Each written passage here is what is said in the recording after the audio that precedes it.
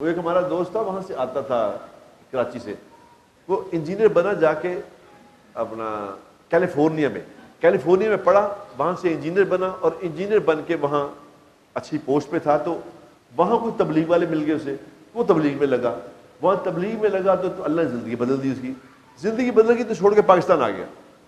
یہ barbecue two night کا مالک ہے، اس کا بھائی تھا چھوٹا، انہوں نے کہا دفعہ کرو، میں واپس آنا۔ اب واپس آ گیا تو پیسے تو تھے ان کے پاس، باربیکیو ٹو نائٹ بہت چلتا تھا کراچی میں، تو انہوں نے اپنا چھوڑ چھاڑ کے نا اپنا تبلیغ شروع کر دی۔ اپنا باربیکیو ٹو نائٹ چلاتے تھے تو تبلیغ کرتا تھا، بہت پڑھا لکھا آدمی تھا، تو وہ تھا ذرا بڑا کامیڈین ٹائپ تھا، بڑا مذاقی آدمی تھا۔ وہ کراچی سے لاہور اجتماع تھا یہاں رائے گنج میں، تو کراچی سے آ رہا تھا وہ، اب اجتماع میں بہت سارے لوگ آتے ہیں، تو وہ آ رہا تھا تو اس نے نا اپنے سامان کے ساتھ لوٹا باندھ لیا، بیگ لوٹا باندھا تھا۔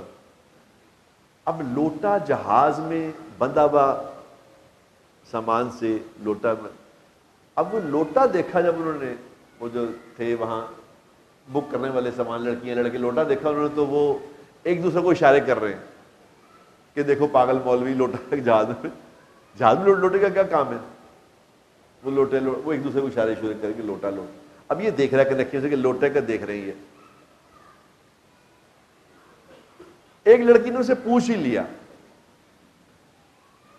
اس نے کہا مولانا یہ لوٹا تو اندر ضرورت نہیں جہاز میں، اندر تو لوٹے ہیں، یہ آپ لوٹا کہاں لے کے جا رہے ہیں، یہ کیا چکر ہے؟